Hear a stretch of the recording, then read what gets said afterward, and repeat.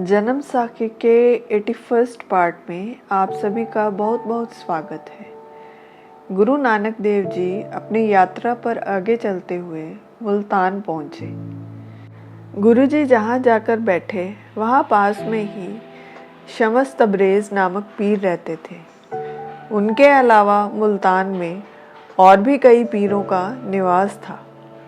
सभी को जब गुरु जी के आने का पता चला तो उन्होंने आपस में सलाह मशवरा किया कि इन्होंने तो सभी जगह जीत हासिल की है। इनके पैरों के साथ काबा भी फिर गया था। चर्चा करने में इनसे बेहतर कोई नहीं। इन्हें तो विनती करके यहाँ से विदा करना चाहिए। यह विचार कर उन्होंने एक दूध का कटोरा भरा और गुरुजी के पास ले गए। लबालब भरे हुए कटोरे का अर्थ था, जैसे ये कटोरा दूध से भरा हुआ है वैसे ही मुल्तान तो पहले से ही पीरों से भरा हुआ है। आप यहाँ कहाँ समाएंगे? आप यहाँ से किसी और जगह प्रस्थान करें। जब उन्होंने वह कटोरा गुरुजी के आगे रखा तो गुरुजी सारी बात समझ गए। उन्होंने एक चमेली का फूल लिया और दूध के ऊपर रख दिया, जिसका अर्थ था कि जैसे यह फूल दूध के भरे कटोरे में समा गया है, आप मुझे वैसे ही जाने। मेरे द्वारा आपको कोई कष्ट नहीं होगा, बल्कि अच्छी सुगंध ही आएगी।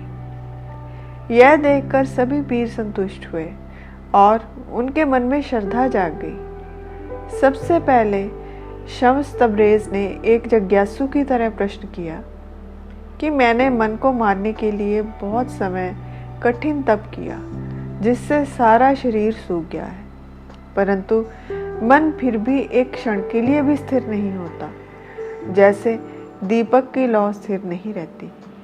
कृपा कर आप मुझे ऐसा उपदेश करें जिससे इस मन का नाश हो जाए। गुरुजी ने उत्तर दिया, मन कभी नहीं मरता, यह तो वश में किया जाता है।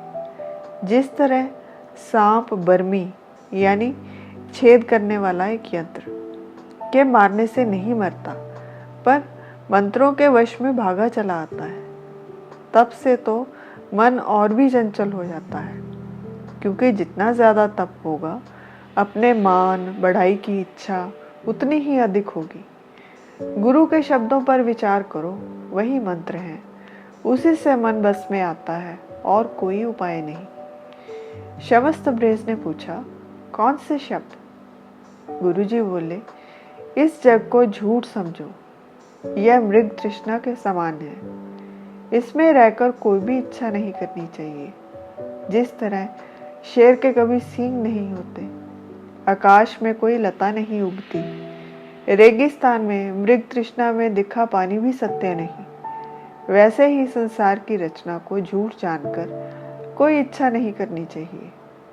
सद्गुरु के वचनों को दृढ़ कर मन में बसा लो और शुद्ध आत्मा से जग में व्यवहार करो। यही मन को जीतने की रीत है। इस पर पीर बहावल हक ने कहा, जिस जगत को आप झूठ और माया बता रहे हो, इस तरह सोचने से दुनिया को कोई भी व्यवहार पूरा नहीं होता। उत्तर में गुरुजी कहते हैं, निश्चित ही जैसे यह संसार झूठा है, माया है, वैसे ही इसके व्यवहार भी झूठे हैं। जैसे रस्सी में सांप का भ्रम होता है, सपने में देखी नदी को पार करने के लिए सपने का टका देकर सपने की नाव में सवार होकर पार होना होता है। केवल परमेश्वर और उसके नाम को ही सत्य समझो। फिर पीर रुक्कनदीन ने सवाल किया, हमें संत के लक्षण बताओ, उनका आचरण और व्यवहार कैसा होता है? गुरुजी, सबसे पहली बात, अपना व्यवहार बदलो। संतों का संग करो, जिनके पास गुण है उनकी सेवा करो। जो नरखोटे काम करता है उसके संग से बचो। फिर संत की पहचान बताते हुए कहते हैं कि संत किसी और के गुणों को सुनकर प्रसन्न होते हैं, नित्य ही आत्मज्ञान का अभ्यास करते हैं। वह पराई स्त्री को नहीं देखते। संत अपने बल को किसी के सामने प्रकट नहीं करते। उनके लिए मित्र और शत्रु सभी समान होते हैं। दुख सुख मान अपमान सभी में समान रहते हैं। वह रोज ही प्रभु की सिफ्त गाते हैं और अपना समय नाम के संग बिताते हैं। फिर गुरुजी ने हाजरनामा गाया। इस तरह यह सब सुनकर मुल्तान के पीर संतुष्ट हुए। मुल्तान में जहाँ यह डिस्कशन हुई वहाँ गुरुद्वारा थड़ा साहिब शाह शम्स सब्जवरी मस्जिद में है। महाराजा रंजीत सिंह के समय इसमें एक जगह पर गुरु ग्रंथ साहिब जी का प्रकाश हुआ करता था, परंतु अंग्रेज़ों के आने के बाद 1850 में बंद हो गया।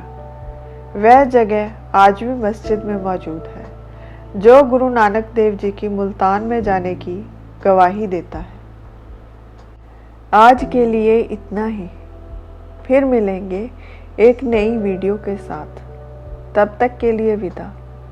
वीडियो कैसी लगी कमेंट सेक्शन में ज़रूर बताइएगा। लाइक, सब्सक्राइब और शेयर करना न भूलें। अनजाने में हुई किसी भी भूल के लिए हृदय से क्षमा और मेरी इस वीडियो को अपना अमूल्य समय देने के लिए आप सभी का बहुत बहुत धन्यवाद।